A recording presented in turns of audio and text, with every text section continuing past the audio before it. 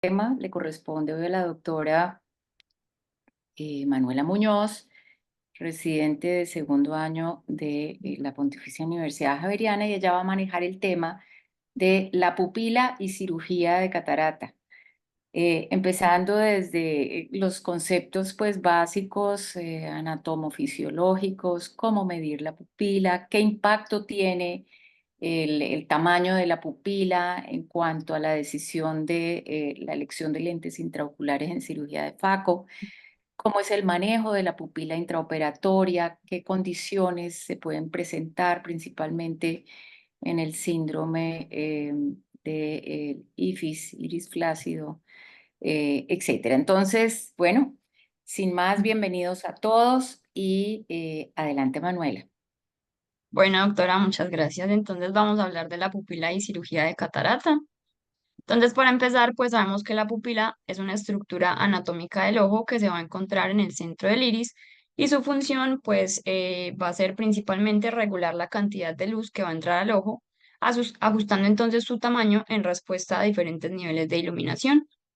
Entonces, la pupila puede contraerse y generar miosis o dilatarse y generar midriasis mediante la acción de dos músculos, que son el músculo esfínter de la pupila y el músculo dilatador de la pupila. Entonces, el músculo esfínter de la pupila va a ser controlado por el sistema nervioso parasimpático a través de unas fibras postganglionares que van a salir desde el ganglio ciliar. Y este músculo se va a contraer en respuesta a luz brillante, reduciendo de esta manera el tamaño de la pupila para proteger la retina de la sobreexposición a la luz intensa. Y pues por otro lado tenemos el músculo dilatador de la pupila, que es controlado por el sistema nervioso simpático a través de unas fibras que van a salir del ganglio cervical superior. Y este músculo entonces se va a contraer en condiciones de baja iluminación, aumentando el tamaño de la pupila para permitir la entrada de más luz y mejorar la visión en condiciones de poca luz. Entonces, vamos a tener que el tamaño de la pupila va a tener un impacto significativo en la resolución visual, particularmente a través de su efecto en las aberraciones de orden, pues en las aberraciones de alto orden y la calidad óptica en general. Entonces, pupilas más grandes van a permitir que entre más luz al ojo y esto puede ser beneficioso en condiciones de poca luz, pero este aumento de luz también puede llevar a una mayor incidencia de aberraciones de alto orden. Y estas aberraciones, que incluyen el coma, la aberración esférica, el trefoil, van a degradar la calidad óptica del ojo y pueden perjudicar significativamente la resolución visual. La frecuencia de corte de la función de transferencia de modulación y la relación Strel 2D son unas medidas de calidad óptica y estas se han visto disminuidas significativamente a medida que aumenta el tamaño de la pupila. Y además, pues la relación entre el tamaño de la pupila y la calidad visual está influenciada por el tipo de aberración. Entonces, por ejemplo, las aberraciones de tipo esférico tienden a aumentar de manera significativa con pupilas más grandes en comparación con las aberraciones tipo coma. Entonces, ay, profe, se fue para el final, qué pena. Mm.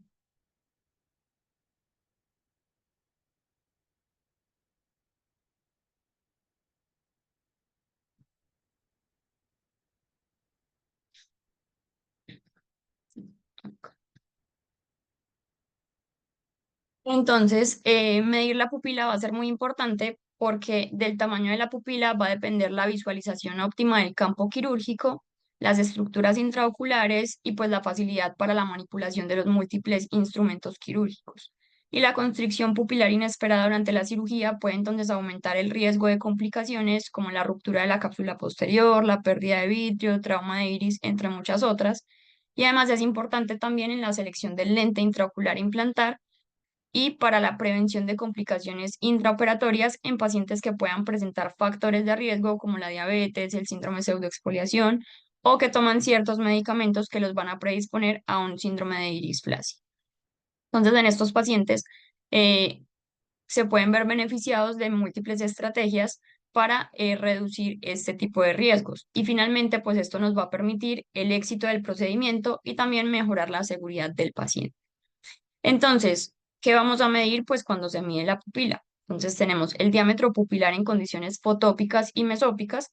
Este va a ser fundamental, va medir la pupila pues bajo diferentes condiciones para evaluar cómo se comporta la pupila en las diferentes situaciones que vimos en el día a día con los cambios pues de la intensidad de la luz. Y esto va a ser importante sobre todo en la selección del lente multifocal, en donde el rendimiento pues va a depender mucho del tamaño de la pupila.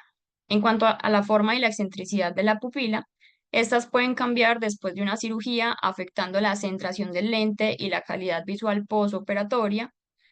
Tenemos también la evaluación de la dinámica pupilar.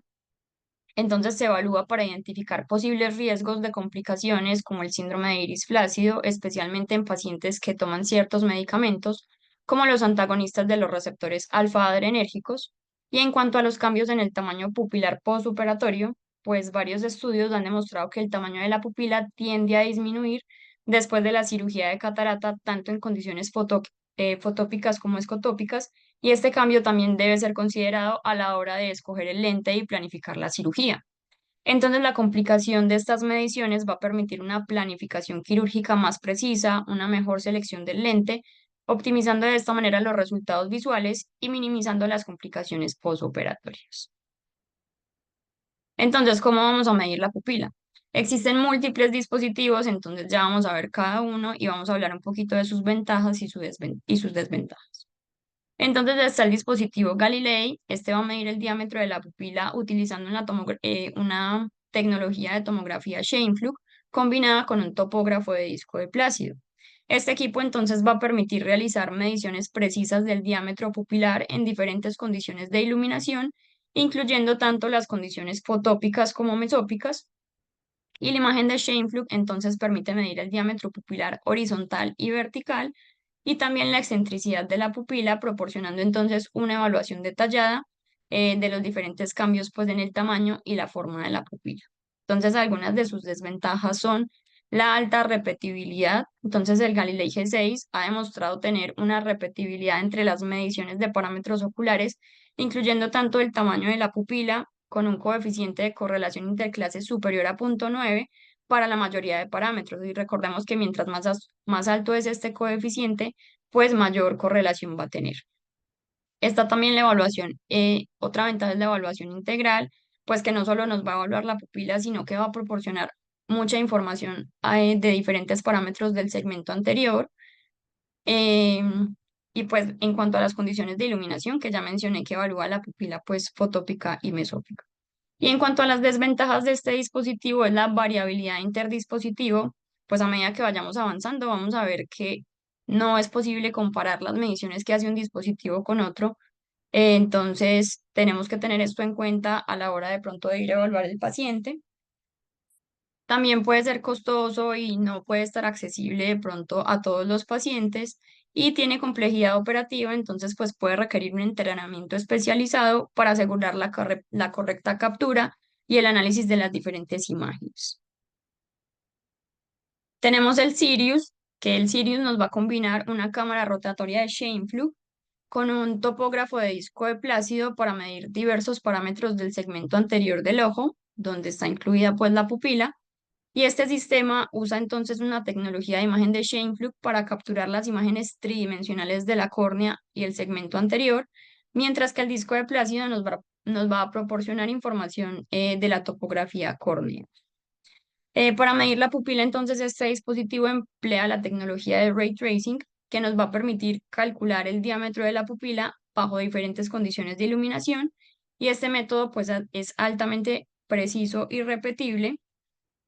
Y además, el Sirius permite la medición del Mean Pupil Power, que es la potencia corneal medida calculada mediante el ray tracing a través de la superficie anterior y posterior de la córnea dentro del diámetro de la pupila de entrada. Y esta capacidad pues es especial, eh, pues es como muy útil en la planificación de cirugías refractivas y también en la evaluación preoperatoria de pacientes. Entonces, en cuanto a a las ventajas, van a ser similares al dispositivo previo: alta repetibilidad y precisión, usa tecnología combinada y evalúa la pupila pues en los diferentes modos de iluminación. Y las desventajas, entonces también la variabilidad interdispositivo, el costo y la accesibilidad, y la complejidad operativa.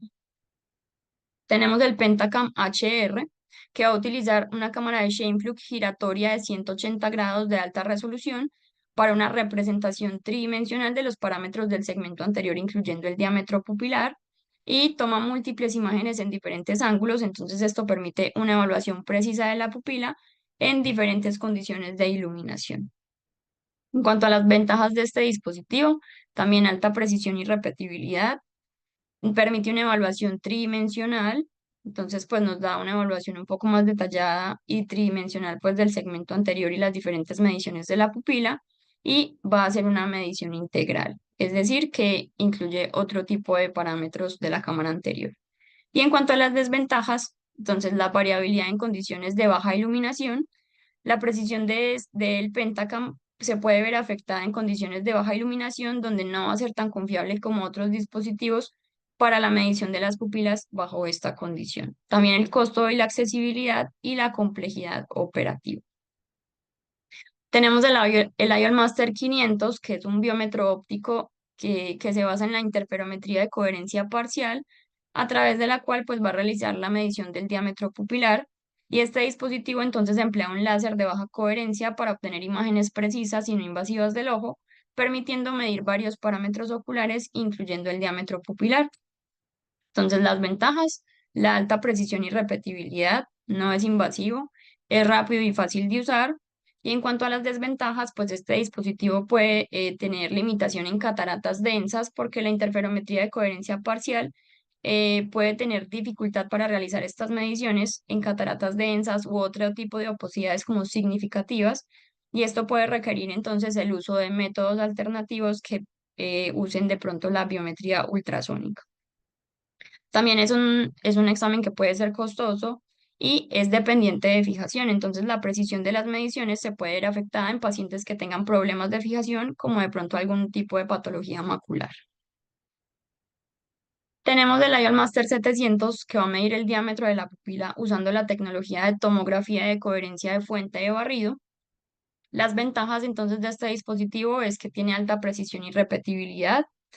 Este, al contrario del IOL Master 500, tiene la capacidad de medir medios oculares menos transparentes y puede obtener entonces mediciones precisas, incluso con ojos con medios oculares opacos, como cataratas densas. Entonces esto va a mejorar la tasa de éxito en cuanto a la obtención de los datos biométricos. También es rápido y eficiente y mide la pupila en diferentes condiciones de iluminación. Y en cuanto a las desventajas, pues es el costo. Este tiene una desventaja en cuanto a la sensibilidad a la descentración y el tilt. eh, y pues la precisión entonces de las mediciones en este aspecto se pueden ver un poco alteradas, y también es dependiente de fijación.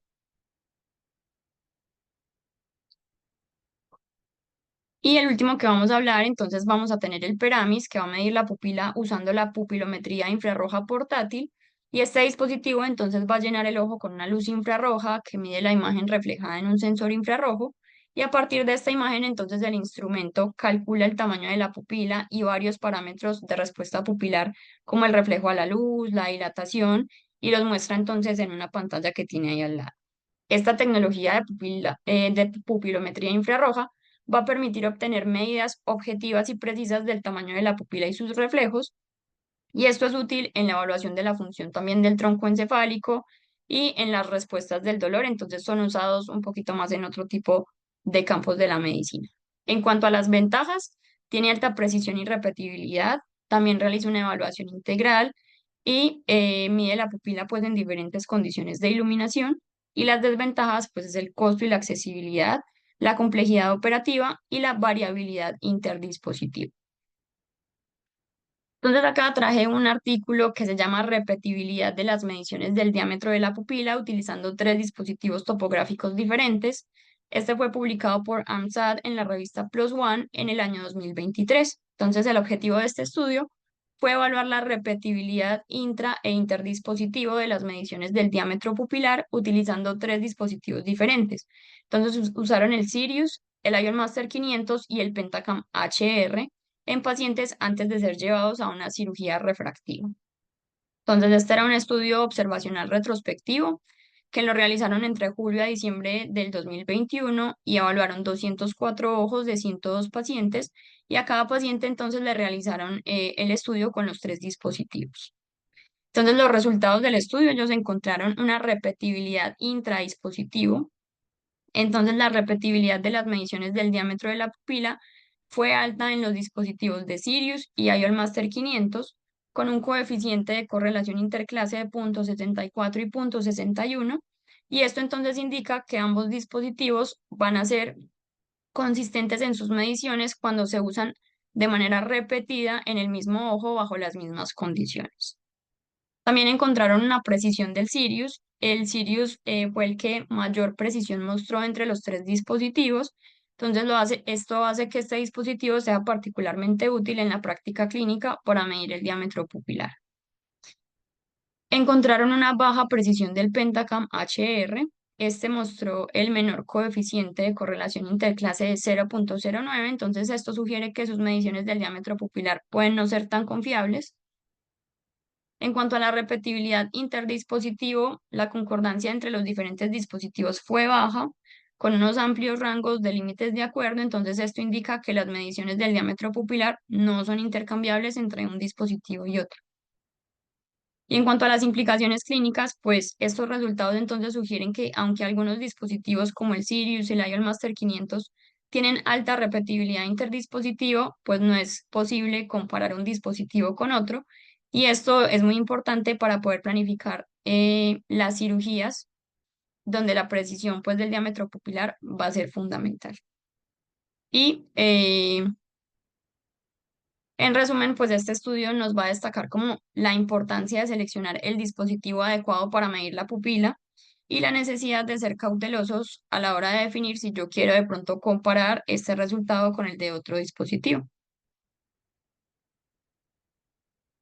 Entonces vamos a continuar hablando del impacto de la pupila en la elección del lente intraocular. Entonces, pues vamos a ver que este impacto es significativo. Y vamos a comenzar entonces hablando de los diferentes tipos de lentes. Entonces, en cuanto a las lentes asféricas, para la implantación de un lente asférico, la pupila debe tener ciertas características que optimicen la corrección de aberraciones esféricas y mejoren la calidad visual posoperatoria. Entonces, en cuanto al tamaño de la pupila, la eficiencia de los lentes asféricos en la corrección de aberraciones esféricas depende del tamaño de la pupila. Entonces, según estudio realizado por EOM, la corrección de las aberraciones esféricas con lentes asféricas como la Tecnis CZB0 y la Joya NY60 es efectiva cuando el diámetro de la pupila es mayor de 3,4 milímetros y 3,7 milímetros respectivamente. Y pupilas más pequeñas de estos valores entonces pueden hacer que las correcciones de aberraciones esféricas sean ineficaces. Estás hablando de condiciones fotópicas, ¿cierto, Manuela? Sí, profe. Porque allí dice fotópicas y mesópicas, pero ese 3,4 es fotópico. Sí, profe, es fotópico. Ok. Entonces, en cuanto a las condiciones de iluminación, es importante considerar el tamaño de la pupila bajo diferentes condiciones de iluminación y las pupilas deben ser evaluadas tanto en condiciones fotópicas como mesópicas para asegurar que la corrección de las aberraciones esféricas sea efectiva en diferentes situaciones de la vida cotidiana. En cuanto a las aberraciones esféricas, entonces la cantidad de aberración esférica corregida por el lente asférico va a variar según el tipo de lente y el diámetro pupilar, y la corrección de las aberraciones esféricas va a ser más efectiva en pupilas más grandes. Y en cuanto a la descentración y el tilt, la descentración y el tilt del lente entonces van a poder afectar la corrección de las aberraciones esféricas y McKelvey encontró que los lentes asféricos van a ser más sensibles a la descentración y al tilt y esto puede aumentar las aberraciones de alto orden si el lente no se implanta correctamente. Estos son algunos de los lentes pues asféricos y los que están subrayados pues son los que he visto que usan en la clínica.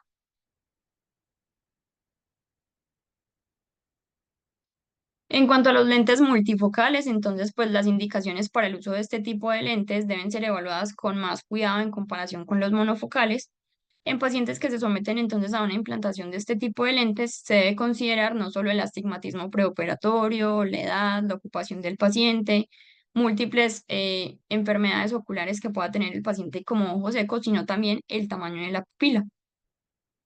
Entonces, en pacientes con una pupila pequeña, la implantación de un lente multifocal refractivo puede dar lugar a una función visual de campo cercano deficiente.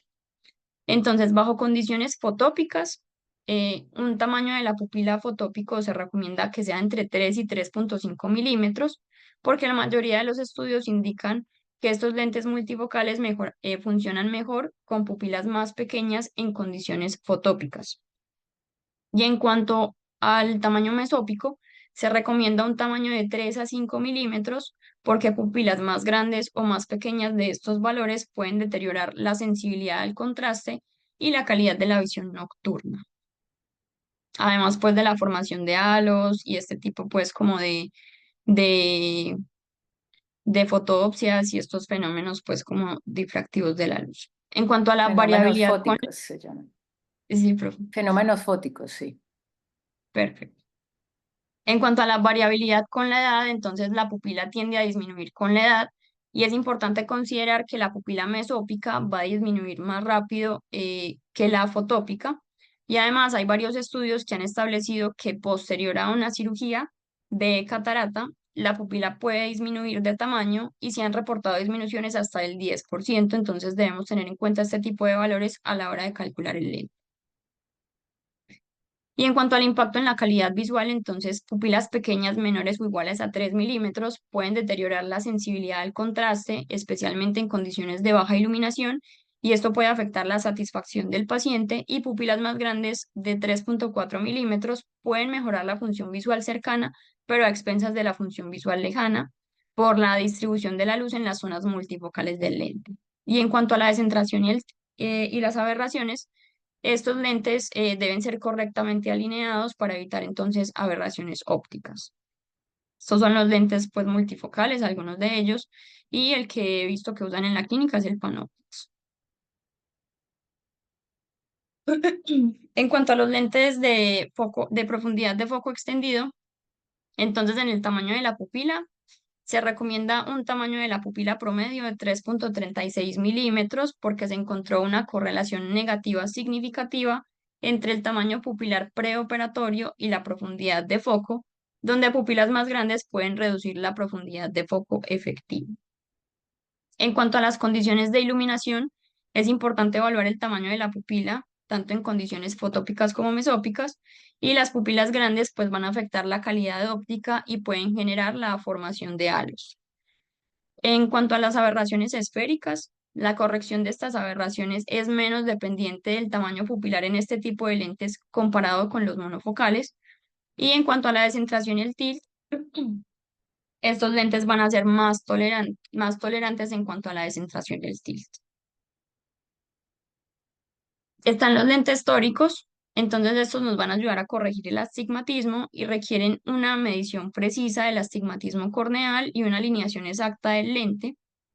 Y el tamaño pupilar puede influir en la precisión de estas mediciones y en la estabilidad de la corrección.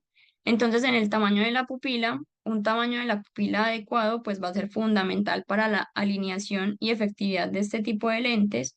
Y según Weiser, un diámetro pupilar grande mayor de 6 milímetros puede influir en el astigmatismo residual posoperatorio por la variabilidad en la medición del astigmatismo corneal en las diferentes zonas pupilares.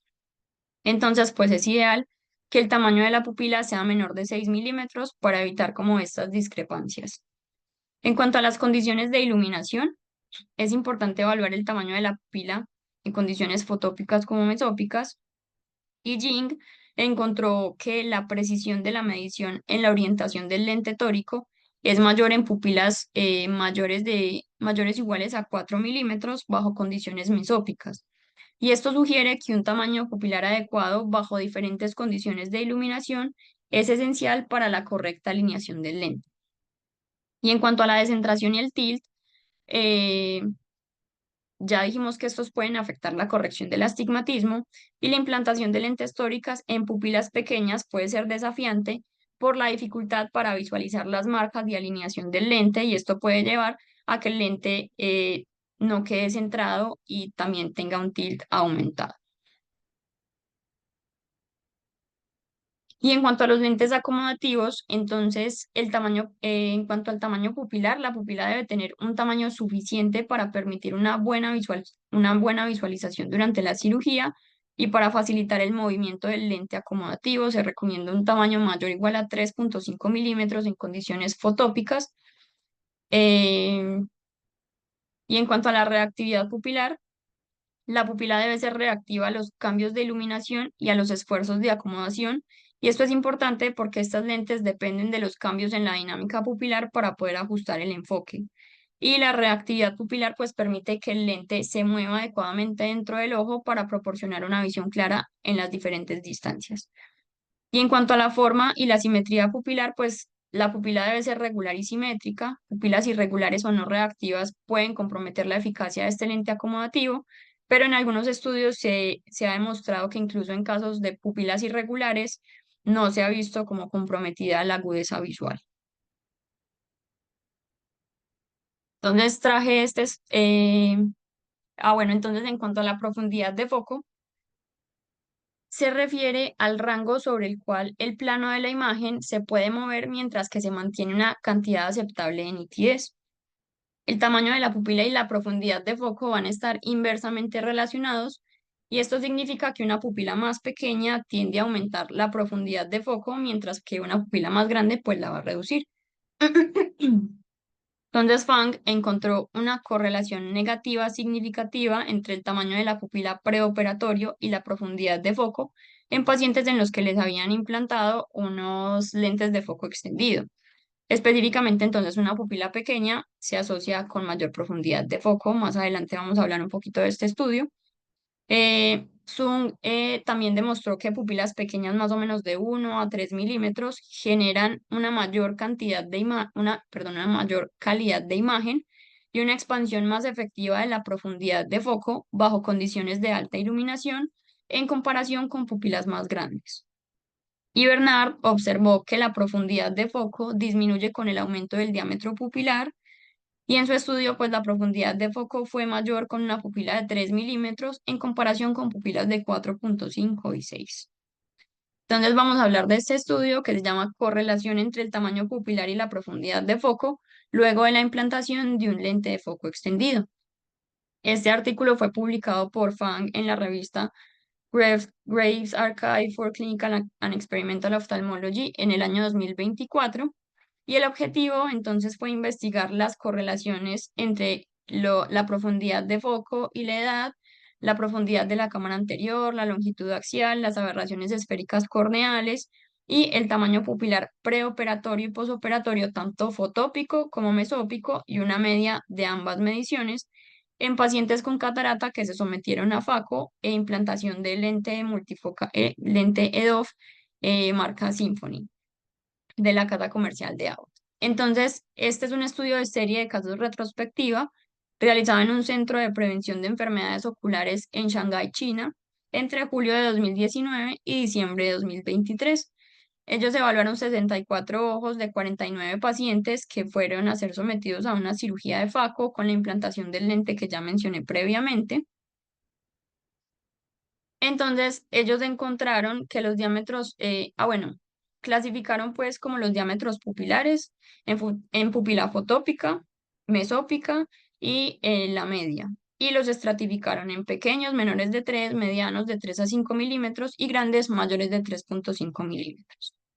Entonces, acá en la tabla vemos que encontraron diferentes mediciones de la pupila. En cuanto a la pupila fotópica prequirúrgica, entonces fue de 3,36, más o menos 0,58, con una pupila fotópica postquirúrgica de 3,09, más o menos 0,49, con una disminución postquirúrgica del tamaño pupilar de 8,2%. En cuanto a la pupila mesópica prequirúrgica, fue de 5,19 más o menos 0,85, la posquirúrgica de 4,7 más o menos 0,64, con una disminución del tamaño de la pupila posquirúrgico de 8,9%, y encontraron que el tamaño de la pupila disminuyó significativamente entonces después de la cirugía.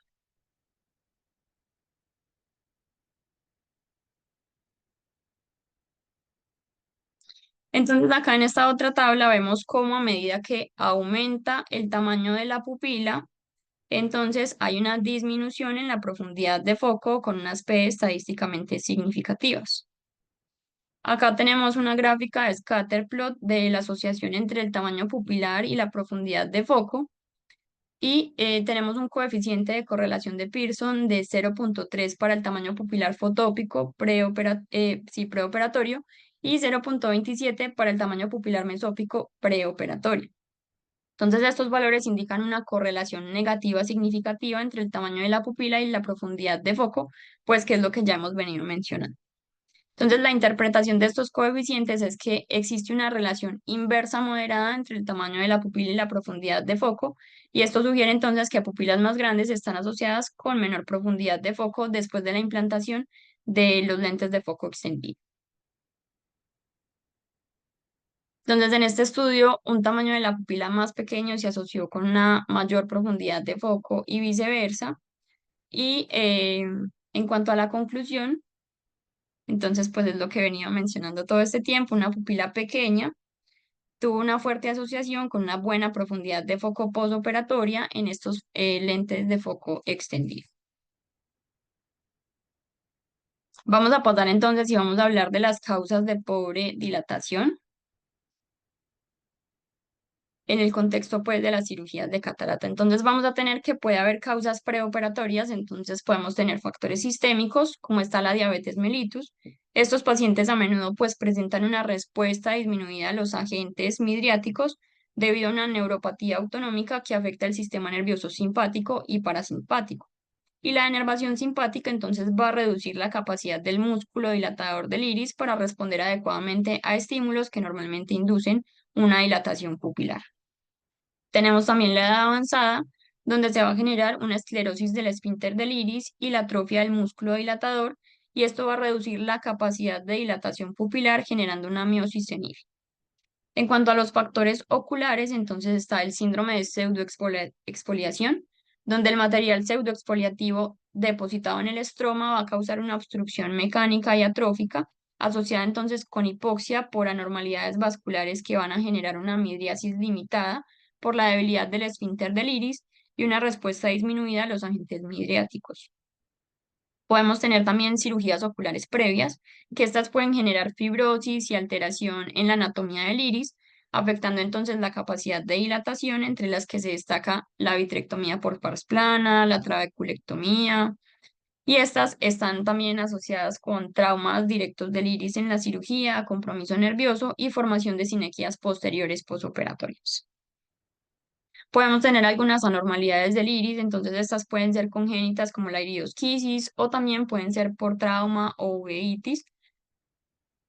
Y finalmente, pues están los factores farmacológicos, entonces está el uso de diferentes medicamentos que vamos a mencionar un poco más adelante y la fatiga pupilar preoperatoria, donde se ha descrito que la dilatación repetida de la pupila con agentes como el ciclopentolato puede reducir la efectividad de la dilatación en procedimientos subsecuentes.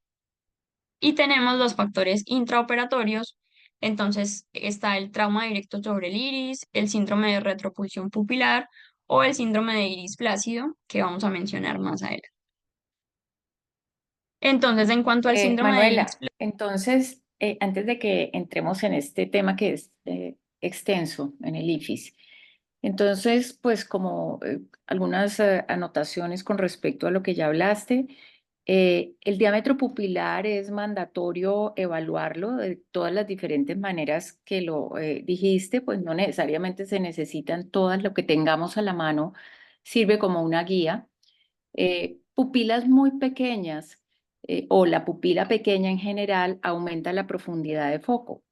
Y ese aumento de la profundidad de foco, por ejemplo, en lentes, cuando vamos a implantar lentes EDOF, una pupila muy pequeña realmente contraindica el uso de un lente EDOF. Claro que pues depende del mecanismo del lente EDOF, ese es un tema que vamos a tratar más adelante, pero per se el tamaño de la pupila aumentando la profundidad de foco, pues no haría necesario un lente EDOF. Bueno. Eso lo podemos debatir un poquito más adelante o al final de la charla. ¿Qué otro comentario quería hacer? Lo de la fatiga pupilar que mencionaste. es importante cuando vayamos a operar un paciente de FACO, de catarata, pues en general, no dilatarlo la semana anterior al procedimiento. No solamente la cicloplegia repetida puede generar esto, sino una dilatación cercana al procedimiento puede hacer que no sea tan efectiva la dilatación en el momento que necesitamos. ¿Algún comentario de los asistentes hasta ahorita? Merceditas, buenos días. Hola, ¿cómo estás? Adelante. ¿Cómo te fue en tu viaje en Escars? Bueno, después nos cuentas. Muy bien, excelente el congreso, luego les cuento, sí. Sí, pues mira, Mercedita, eso que Sí, acabas de Oscar. decir me ha dejado supremamente preocupado, pero yo quisiera que lo, lo profundizaras un poquito más el comentario de que si uno dilata al paciente una semana antes de la cirugía, es posible que no logre una óptima dilatación durante la cirugía, porque, digamos, hay muchos pacientes que llegan así con premura, tú sabes, los que vienen en el exterior, necesito que me operen rápido. Entonces el paciente pues se dilata, obviamente, se le mira la Por retina supuesto. y se está operando la semana siguiente. Pero me gustaría como mirar un poco más ese concepto. Supongo yo que te refieres a si se usan midriáticos más de mayor potencia, no sé, como ciclogir, por ejemplo, no sé, o atropina. No sé si Pues ahondar. obviamente cuando, sí, eso es importante puntualizarlo, es mandatorio a todos los pacientes que se va a operar de FACO dilatarles la pupila por múltiples razones. Obviamente, no solamente evaluar la dilatación, mirar si el paciente tiene pigmento, tiene sinequias, si tiene facodonesis, etcétera, pero mirar también obviamente cómo está el estado de su retina. A lo que me refiero y que Manuel ha mencionado allí de fatiga pupilar, es que sí se ha visto que cuando uno dilata muy cercanamente, pues con agentes midriáticos comunes, incluso el midriasil, puede ser un poco menos efectivo la dilatación en el momento de la cirugía. No quiero dejar pues el mensaje de que entonces, si es una semana antes, por las razones que dijiste, el paciente vive lejos, el paciente quiere operarse, obviamente hay que dilatarlo así sea el día antes de la cirugía. ¿Listo? Pero cuando uno está estudiando a un paciente para operarlo, pues obviamente con anterioridad ha hecho pues todas las maniobras de dilatación, de estudios, etcétera. Entonces, en ese caso es donde se recomienda, pues si ya uno conoce todas las particularidades, abstenerse de hacerlo inmediatamente antes del procedimiento. Bueno, ese es como el mensaje real. Cuando tú leíste este tema, Manuela, encontraste que no simplemente con el midriasil, pues usual, Profe, o sino sea, con otras medidas, lo encontré principalmente con el ciclopentolato. con el ciclopentolato, ok. Ujú. Sí, pues es muy raro que uno haga dilatación con ciclopentolato antes de cirugía de catarata, ¿no? Realmente. Pero ustedes saben que el midriasil también tiene un efecto cicloplégico, los 20 Ajá. minutos de aplicado. Entonces, pues ahí eso puede ser confuso. El mensaje es, si uno tiene necesidad de dilatar al paciente, que siempre la tiene antes de operarlo, y esto por X condiciones se da antes de la semana, se debe hacer. Pero lo ideal sería poderlo haber evaluado al menos una semana antes.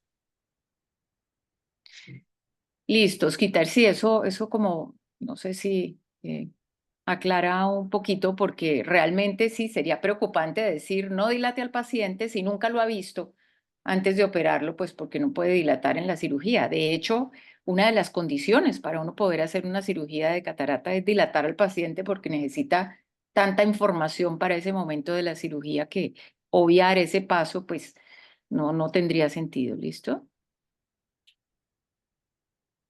Bueno.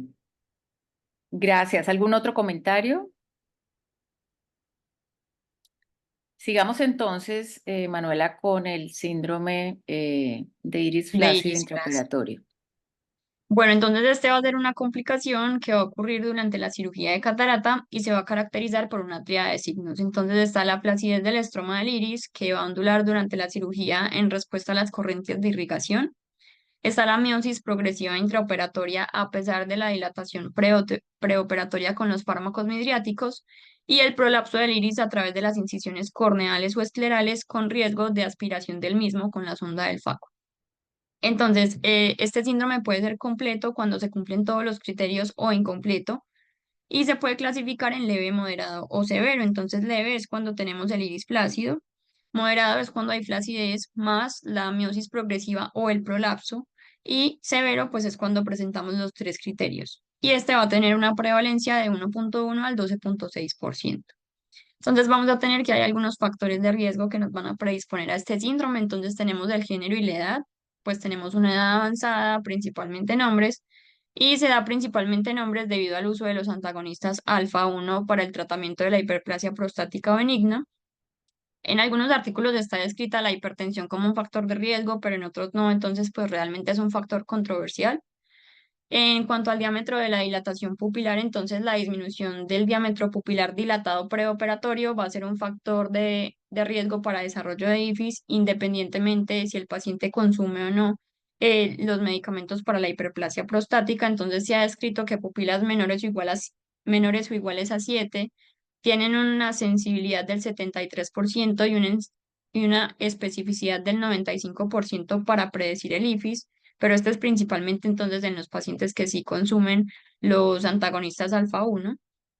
Y como la pupila y la córnea pues van a tener diferentes tamaños en diferentes individuos, se propuso una medida más objetiva con un ratio que se hace entre la pupila dilatada y el diámetro limbal. Y si esta tasa es menor de 0,6, entonces se puede correlacionar con un IFIS.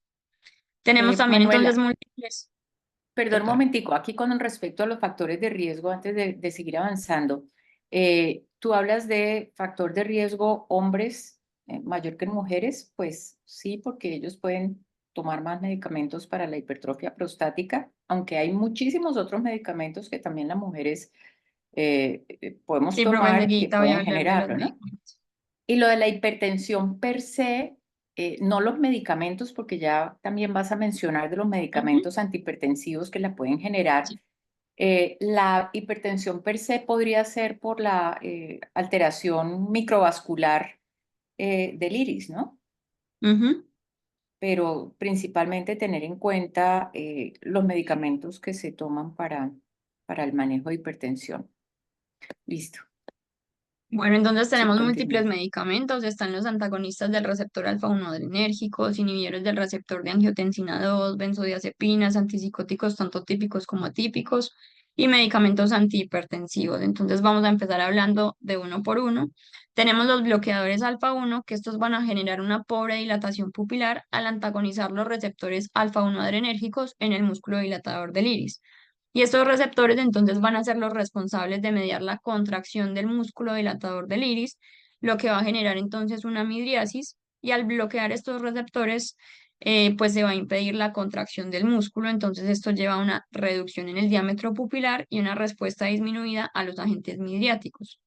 Entonces el medicamento que más va a causar este síndrome es la tamsulosina, seguido de la alfusosina, que genera pues el efecto con menor frecuencia y también menor severidad.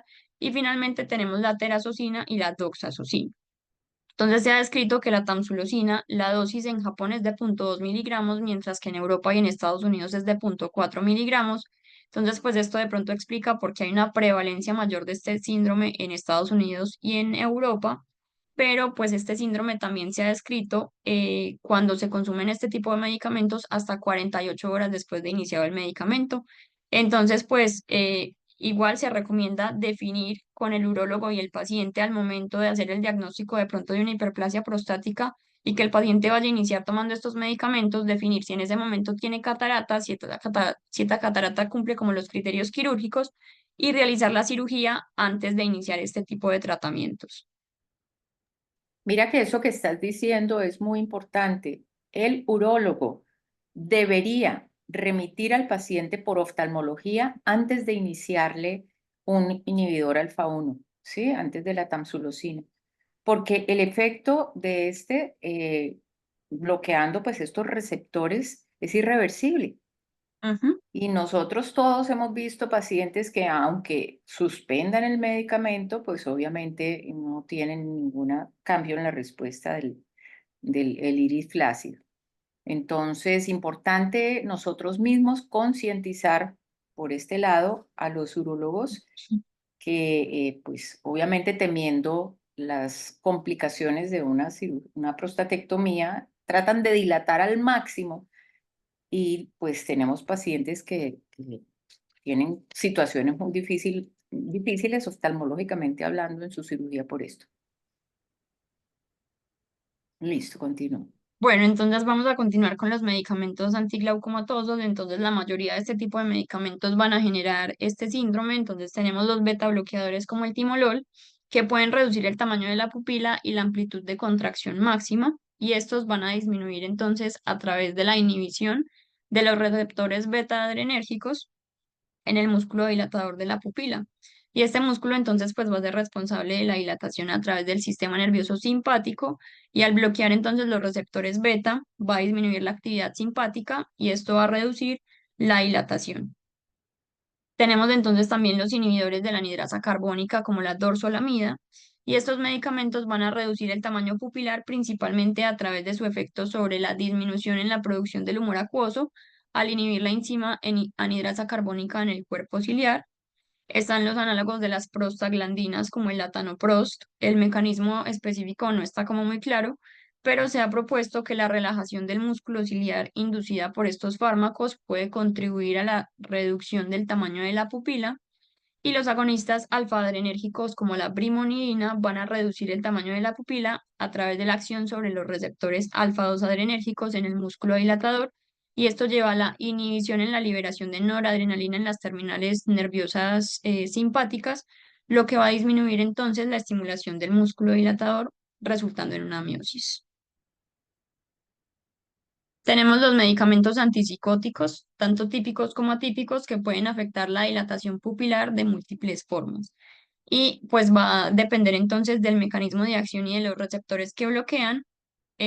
Algunos pueden ser agonistas y otros antagonistas del receptor D2 de dopamina o 5-HT de serotonina. Entonces, finalmente lo que terminan haciendo es disminuyendo la actividad simpática y promoviendo la miosis. Estos son pues como algunos antipsicóticos que tenemos en el mercado. Están también los antihistamínicos de primera generación como la difenhidramina, que son conocidos por generar miosis, y este efecto se debe a la capacidad de estos medicamentos de cruzar la barrera hematoencefálica y ejercer un antagonismo en los receptores H1, inhibiendo entonces la liberación de la acción de la histamina en el sistema nervioso central y periférico, y la histamina, al unirse con el receptor H1, puede generar vasodilatación y aumentar la liberación de neurotransmisores que van a promover la dilatación pupilar. Entonces, pues al bloquear este receptor, los antihistamínicos H1 van a reducir la actividad simpática, que normalmente genera dilatación, entonces finalmente va a producir es una miosis. Están también los medicamentos opioides como la morfina, la oxicodona, el fentanilo, el remifentanil, que van a inducir la miosis al activar el receptor mioopioide en el sistema nervioso central, específicamente en el núcleo del nervio oculomotor. Entonces esto aumenta la actividad del esfínter de la pupila y genera la miosis. Y además los opioides pueden reducir la capacidad de la pupila para dilatarse en respuesta a estímulos luminosos eh, por la disminución en la actividad simpática. Acá voy a mencionar otro agente que es el propofol, que es un anestésico que tiene un efecto dosis dependiente en el diámetro pupilar, reduciendo entonces el tamaño de la pupila a concentraciones elevadas. Entonces es importante pues que los anestesiólogos conozcan como este tipo de mecanismo de acción del propofol. Están los hipotensores agonistas alfa-2 adrenérgicos. Acá tenemos la apraclonidina y la clonidina, que van a generar miosis a través de la acción agonista sobre los receptores alfa-2 adrenérgicos, inhibiendo entonces la liberación de la noradrenalina en las terminaciones nerviosas simpáticas del músculo dilatador de la pupila, reduciendo entonces la dilatación pupilar. Tenemos también las benzodiazepinas, el diazepam, el lorazepam, el midazolam y el alprazolam, Y estos fármacos van a actuar principalmente potenciando la neurotransmisión GABAérgica al unirse al receptor GABA. Y este mecanismo de acción produce efectos sedantes, ansiolíticos, amnésicos y anticonvulsivantes. Y también puede ayudarnos a disminuir como la respuesta simpática, y están presentes también en varias regiones del ojo los receptores de las benzodiazepinas, incluido el cuerpo ciliar, específicamente en el iris. Entonces, pues a través de este mecanismo también puede reducir la dilatación pupilar. Entonces, traje este artículo que se llama Análisis prospectivo de las características anatómicas que predisponen a los pacientes al síndrome de iris flácido intraoperatorio.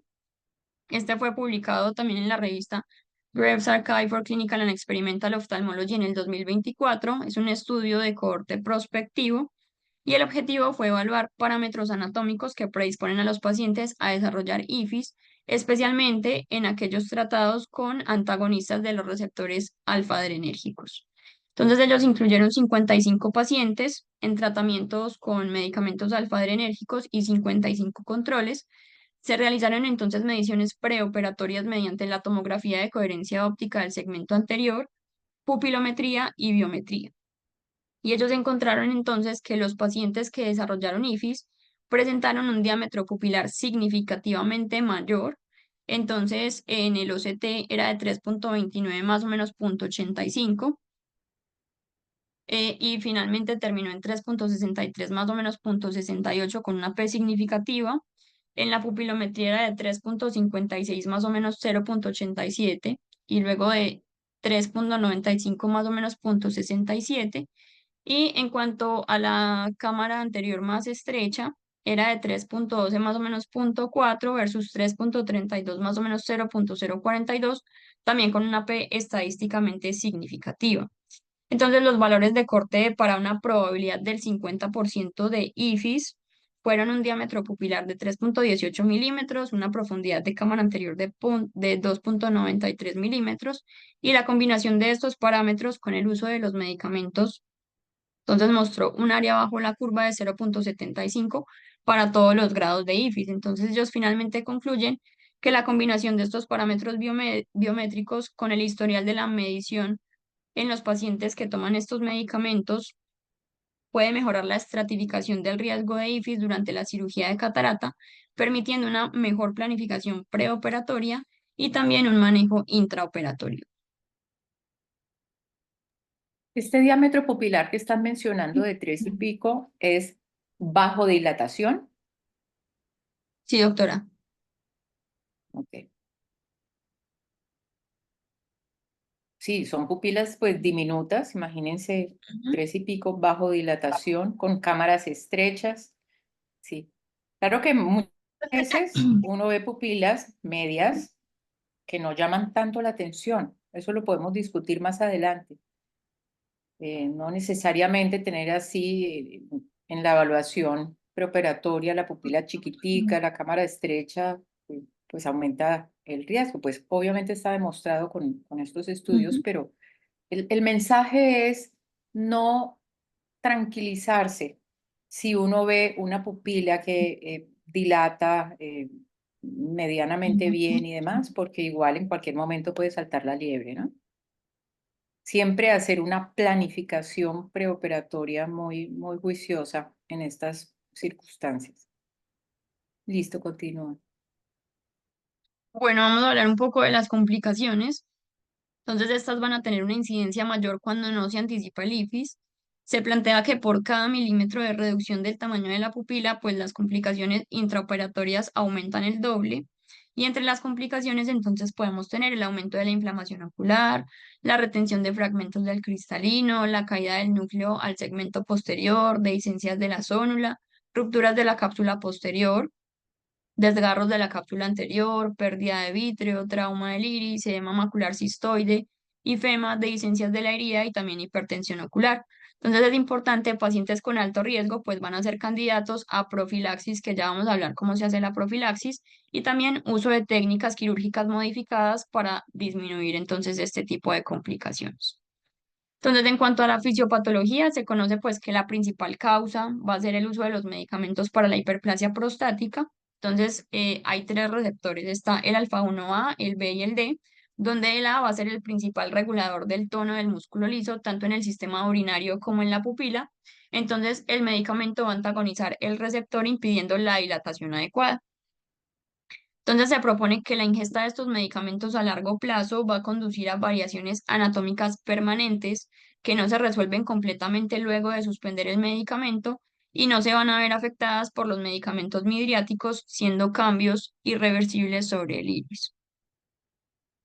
Entonces, en cuanto a la valoración preoperatoria y la profilaxis, entonces hay que hacer una historia clínica completa con un interrogatorio enfático en los factores de riesgo, sobre todo en los medicamentos que toma el paciente, porque ya sabemos que uno le pregunta a los pacientes, ¿usted toma medicamentos? No, yo no tomo nada, y luego uno lo sigue interrogando y resulta que sí tienen hiperplasia prostática y que sí toman medicamentos alfa, pues sobre todo pues como los alfa 1 adrenérgicos. Es importante, si toma de pronto otro tipo de estos medicamentos, suspender los medicamentos que puedan ser suspendidos para disminuir pues como el riesgo de este síndrome.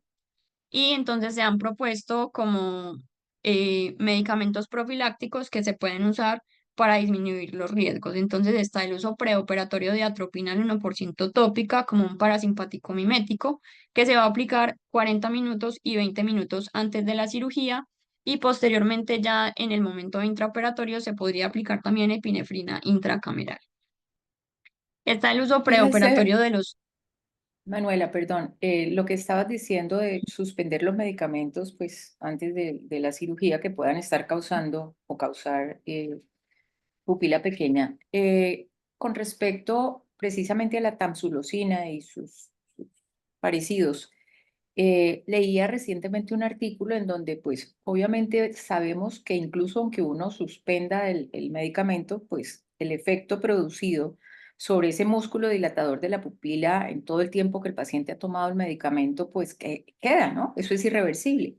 Pero sí insistían en que en los 14 días anteriores a la cirugía de catarata no se tome el inhibidor alfa 1. Entonces, eso como un tipcito que aunque pueda que no, pues vaya a variar mucho la situación para permitir que los medicamentos que uno use para tratar de dilatar la pupila tengan una mayor acción. El resto de medicamentos, pues obviamente hay que ver cuáles serían y hasta donde sea posible modificar esto. Pero esto con respecto a la tamsulosina. Listo, continúa. Bueno, tenemos también el uso preoperatorio entonces de los AINES que van a bloquear la ciclooxigenasa y van a inhibir las prostaglandinas que son las que generan miosis. Entonces, con el ketorolaco se puede usar una gota 4 veces al día, 3 días antes de la cirugía, y el bromfenaco una gota cada 12 horas, también 3 días antes de la cirugía.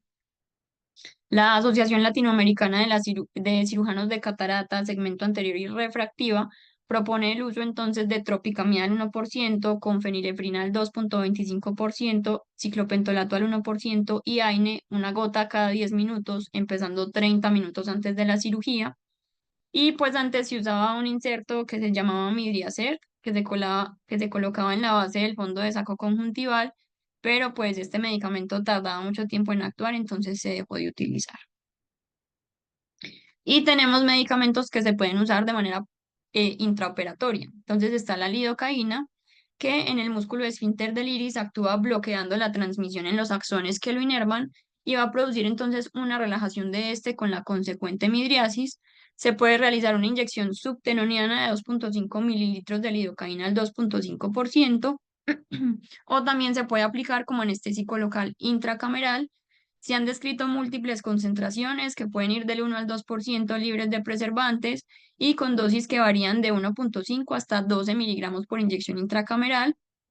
Y recordemos pues que sola no va a tener tanta acción, pero puede ser combinada con los medicamentos que vamos a mencionar a continuación. Entonces está la epinefrina y la fenilefrina, que van a promover la dilatación pupilar y reducir la flacidez del iris, y se pueden utilizar al comienzo de la cirugía para pupilas poco dilatadas menores de 4,5 milímetros o ya de manera intraoperatoria cuando vayamos evidenciando pues como la miosis progresiva.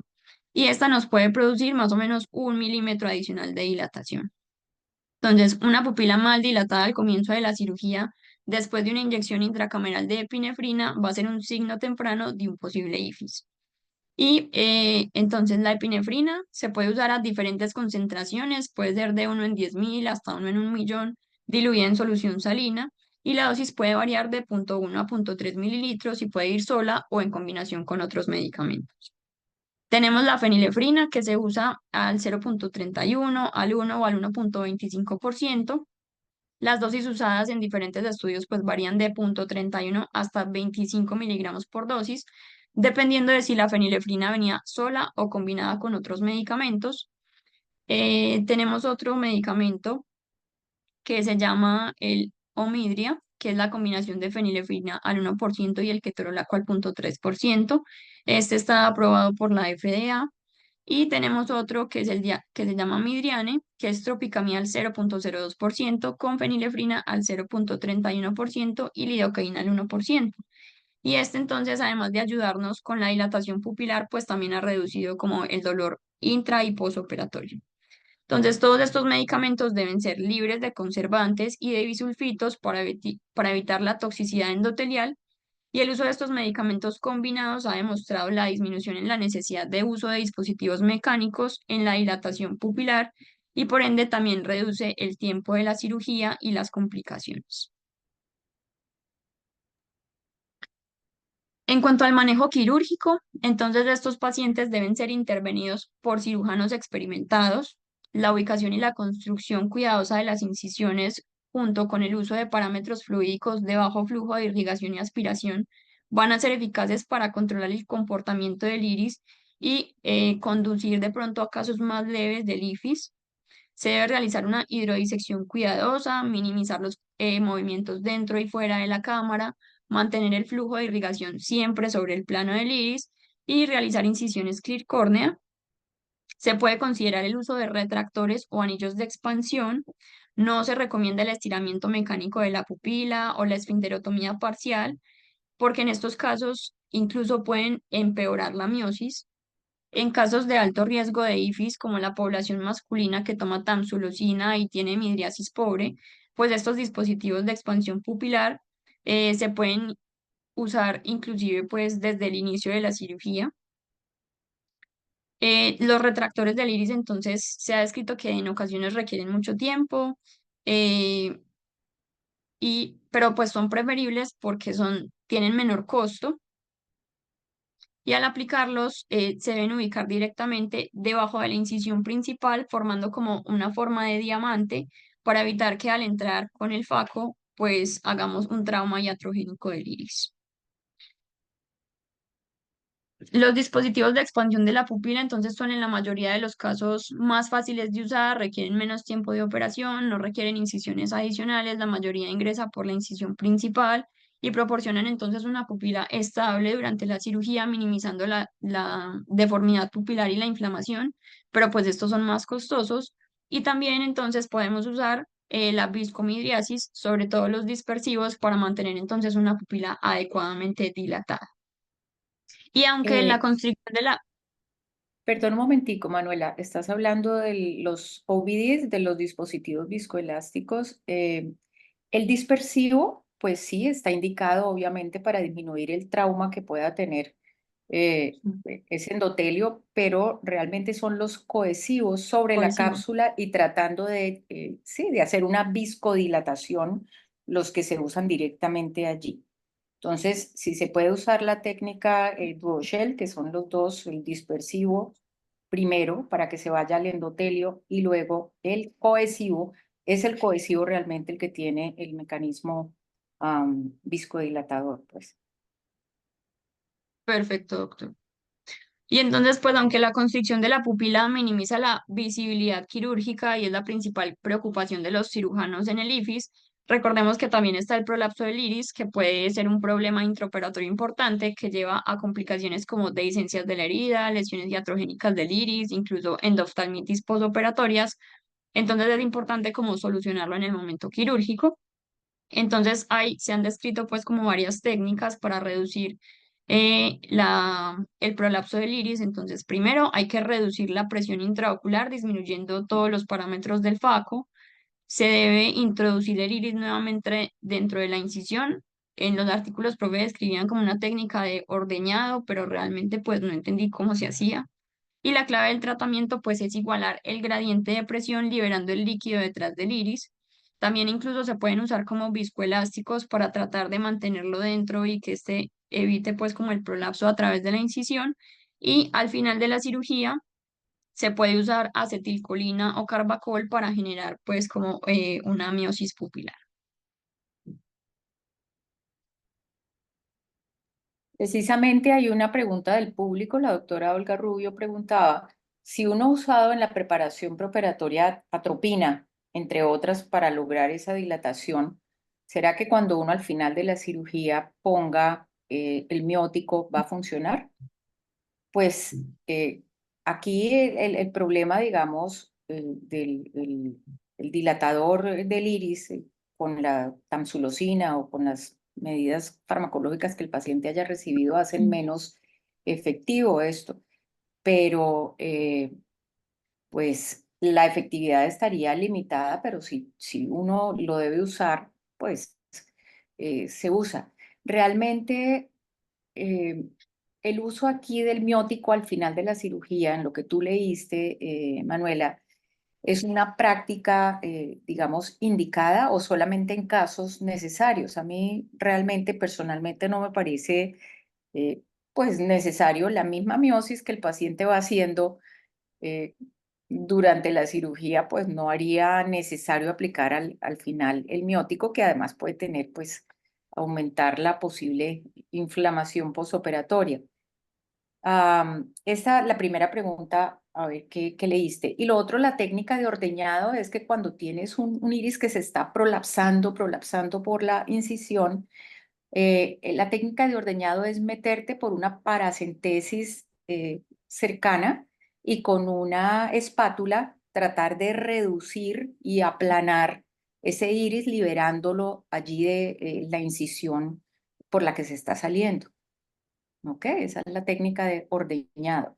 Y luego poner Ok, allí un poquito de un viscoelástico pesado, cohesivo, para que ese iris se quede allí como más aplastado y alejado de la incisión. Muy importante, aunque lo mencionaste rápidamente, la construcción de la incisión en este tipo de pacientes, ¿no? Para evitar no hacerlas tan limbares, sino la entrada más corneal así uno empiece en limbo posterior, la entrada un poquito más anterior para disminuir el riesgo de que ese iris esté prolapsando. Ahora sí, con respecto a lo de los mióticos, ¿qué leíste acá? pues profe, o sea, no, realmente no sé si luego de aplicar los tantos midriáticos va a funcionar el miótico, profe, no, realmente no leí sobre eso. No, pero cuando estabas hablando ahorita en la diapositiva anterior del miótico al final de la cirugía, pásate a la diapositiva anterior. Es que me pareció oírlo o lo mezclé con No, sí, profe, de acetilcolina y carbacol. eso. Exacto. Sí, Pues, profe, o sea, esto, solo lo mencionaban como un manejo adicional cuando teníamos el prolapso del iris que nos podía ayudar pues como a solucionar sí, pero yo esa creo que complicación. en el momento en que estamos teniendo este prolapso del iris por las incisiones y que tenemos este problema con la pupila y demás, pues yo no creo que en el transoperatorio, hasta que no hayamos finalizado la cirugía, no estaría indicado aplicar allí la acetilcolina o el carbacol, porque pues nos va a Ah, no, sí, empeorar claro, el profe, es problema ya de la al final de miosis. la cirugía. Ok, puede tener menos efecto, obviamente, Ujú. pero sí se podría intentar. Ok, continúa. Bueno, entonces vamos a ya ir finalizando con los retractores y los anillos de expansión. Entonces tenemos los ganchos retractores que van a ser como unos pequeños bastones de nylon, 4 y 5 ceros con una manga de silastic. Estos son útiles para mantener una dilatación estable durante la cirugía y se recomienda no extender la dilatación más de 5 milímetros para disminuir las posibilidades de que el tejido se estire demasiado y genere desgarros del iris, sangrados, pupilas irregulares y atónicas en el posoperatorio. Entonces estos ganchos se deben insertar a través de pequeñas incisiones en la córnea de 1 milímetro y se usan entonces para retraer el iris. Es importante, esto no debe, o sea, el iris no debe quedar como en tienda de campaña y se debe poner un retractor justo debajo de la incisión principal para poder introducir el faco con mayor facilidad. Las desventajas es que puede aumentar el tiempo quirúrgico y también el riesgo de los daños del esfínter del iris. Tenemos ahora ya los anillos, vamos a hablar del anillo de Maljugin. Este es un anillo desplegable, alcanza más o menos una dilatación de 6 milímetros. El anillo puede ingresar por una incisión de 2 milímetros. Es un dispositivo de polipropileno en forma cuadrangular con unos bucles angulares que se anclan al esfínter pupilar, ofreciendo entonces una dilatación circular y amplia sin lesionar la pupila, con menos trauma al tejido y fácil de implantar y retirar. Ya viene precargado en el inyector. Y las desventajas es que es más costoso, puede aumentar también la duración del procedimiento quirúrgico y se ha asociado con una mayor tasa de desgarros del iris en comparación con otros anillos. Está el Visitec iRing, que es hecho de poliuretano, es un material más suave, alcanza una dilatación aproximada de 6,8 milímetros, se inserta por una incisión de 2,4 milímetros, es de color verde para generar como un mejor contraste. Las ventajas es que genera menor distorsión posoperatoria del iris versus el anillo de Maljugin, es menos traumático para el tejido del iris y proporciona una dilatación también estable y uniforme. Y las desventajas es que es costoso y requiere una técnica adecuada para su implantación.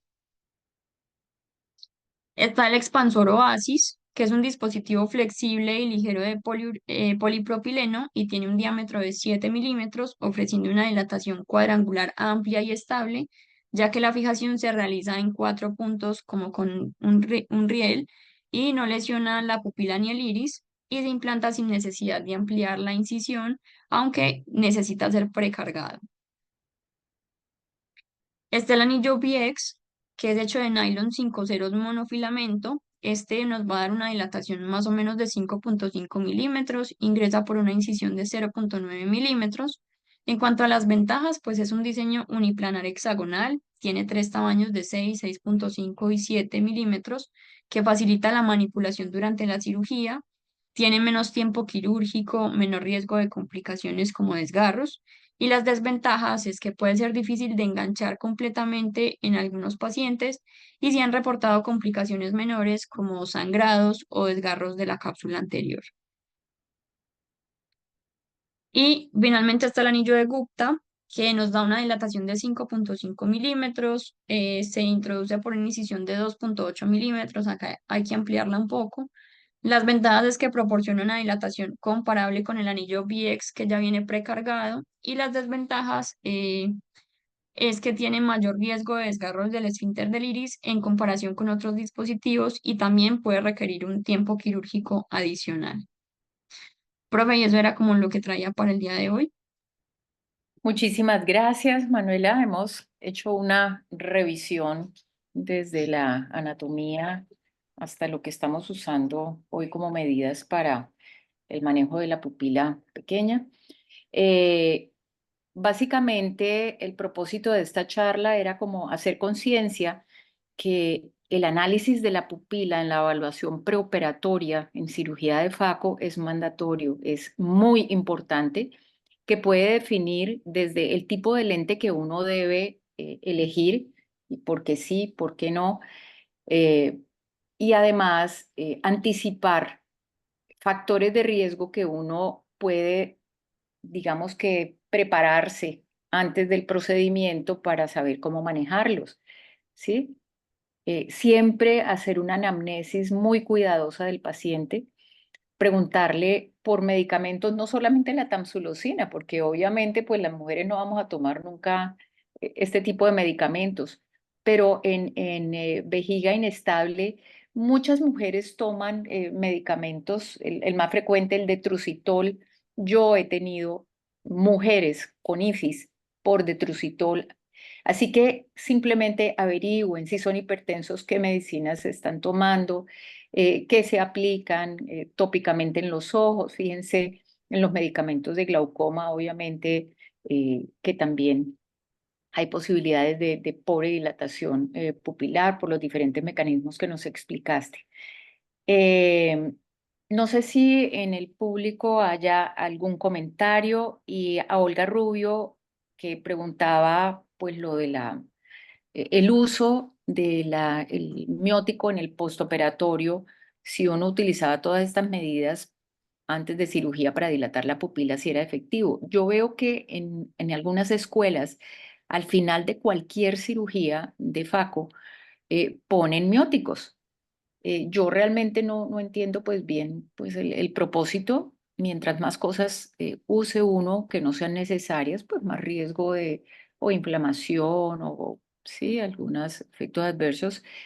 Pero precisamente mi pregunta para ella era, ¿esto se usa en tu escuela rutinariamente al final de la cirugía, independiente de posibilidad de IFIS o no? Vamos a ver si está todavía conectada Olga. Olga, ¿me escuchas? Bueno, parece que no me escucha en este momento. Y con respecto al comentario que hizo Osquitar, el doctor Piñeros, con respecto a lo que comenté, muy importante, fíjense cómo una intervención del público puede ayudar como a puntualizar ciertos conceptos que pueden haber quedado erróneos y en este caso importantísimo. Entonces, y muy clara su observación. ¿Cómo así que si a mí me llega un paciente el día anterior para que recupere de FACO, no lo voy a dilatar? Obviamente, pues todos sabemos que este es un paso mandatorio en la evaluación preoperatoria del paciente y aquí sí es mejor que no dilate adecuadamente la pupila a que no tengamos la información necesaria, ¿no? Pero en general, este concepto del cansancio en la dilatación pupilar o en la falta de respuesta a una buena midriasis con los midriáticos preoperatorios, sí se puede ver cuando uno, habiendo ya dilatado al paciente previamente pues lo dilata en la semana anterior a la cirugía. Eh, ¿Algún comentario adicional? Sí, Merceditas, hola, Oscar Hola, Piñeros hola de nuevo. Osquitar. Sí. Yo quería preguntarte a ti y si alguien más de los participantes quiere expresar su opinión, ¿qué qué tan determinante es el tamaño pupilar preoperatorio para decidir si se implanta o no un lente intraocular multifocal? O sea, si el paciente tiene una pupila más de 3.5 milímetros fotópica, esa sería una contraindicación fuerte para implantar ese lente. Digamos, en la práctica, digamos, hay teoría, los estudios, pero en la práctica, ¿tú qué haces, Merceditas, con eso? O si alguien más quiere comentar. Sí, pues te comento lo mío. Básicamente no es tanto la pupila fotópica, sino la mesópica en los lentes multifocales. Una mesópica por encima de 5 es un factor de riesgo para fenómenos fóticos importantes en el paciente, sobre todo si el lente que estamos usando es difractivo. Precisamente ahorita en el Congreso de ESCARS, en donde se estaban celebrando los 75 años del implante de lentes intraoculares, hubo un homenaje muy lindo al doctor Harold Ridley y bueno, contaron toda la historia de los lentes intraoculares, además porque todos los días sale un lente nuevo. Pero básicamente el esfuerzo que yo vi en el Congreso y que venimos viendo, lo que estábamos leyendo en meses anteriores, es el intento de clasificar funcionalmente los lentes intraoculares, ¿sí? Los de un solo foco, los de foco extendido, los de full vision. El doctor Joaquín Fernández y la doctora Filomena Ribeiro han hecho unas publicaciones con respecto a esto y particularmente contestando tu pregunta, sí se hace énfasis en esto. pupilas mesópicas, no las fotópicas, mesópicas mayores de 5 no indican este tipo de lentes, pues por los fenómenos fóticos nocturnos. No sé qué otro concepto o opinión tengan otros participantes. Adelante. Merceditas, ¿tú mides la pupila mesópica con qué dispositivo? ¿Con el Peramis?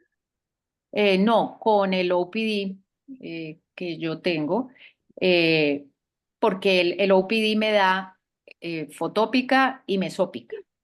Y además miro la pupila del Galilei. Claro que ahí en el Galilei, aunque les ponen el trapito encima y todo, yo la considero pues más cercana a la fotópica, ¿no? Es entre una fotópica y una mesópica. Sí. Pero En realidad yo, el Peramis sí te da una buena medición de mesópica, pero el Galilei no sí. tanto. Sí. Entonces, mira que agarrarse uno de los instrumentos que tenga, porque pues ya vimos ahí la variabilidad intra equipo e inter equipo que hay, pero uno como tener, si uno tiene un dato de una pupila mesópica grande en el instrumento que tenga, tener como mucho cuidado con eso, ¿no? Incluso Ok. en los lentes EDOF, en los lentes EDOF que tengan botoncito, o sea, que tengan algún anillito, ¿sí? Por ejemplo, el Symphony, incluso el mismo Vivity, que aunque no tiene ningún anillo, uno sí ve que en el centro tiene como el X-Wave que le aumenta. Incluso en ese caso, yo he visto pacientes que en mesópica grande, esos pacientes se sienten incómodos, dicen, yo no veo de noche. Entonces, sí, el tamaño de la pupila mesópica para multifocales, e incluso, aunque un poco menos para los EDOF, pero sobre todo los EDOF difractivos, eh, eso hay que tenerlo en cuenta.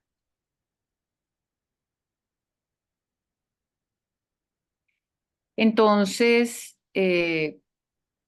vamos a continuar la semana entrante con el tema de dislocación tardía o desplazamiento tardía de lentes intraoculares.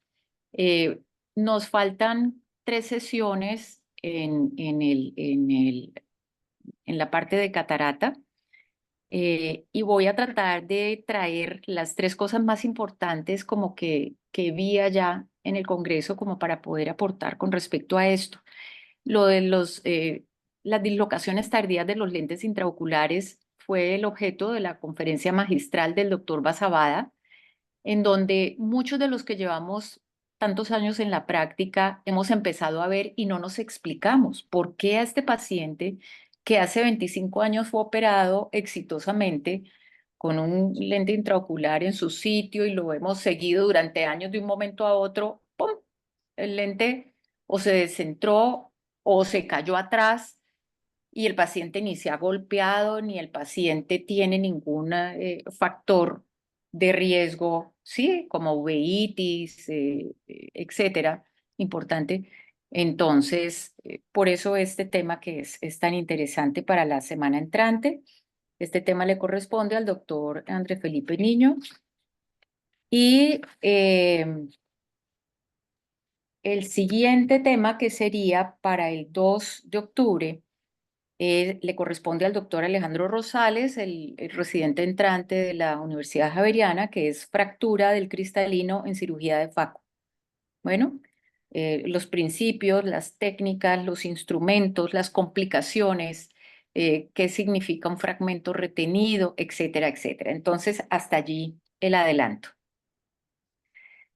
Bueno, Manuela, muchas gracias por el manejo del tema. Intentaste y lo lograste cumplir, pues, esta amplitud de lo propuesto. A todos, muchas gracias por su asistencia y los esperamos la próxima semana. Que tengan un feliz resto de día. Hasta luego, doctora. Feliz día. Hasta luego. Gracias, Hasta luego. feliz día.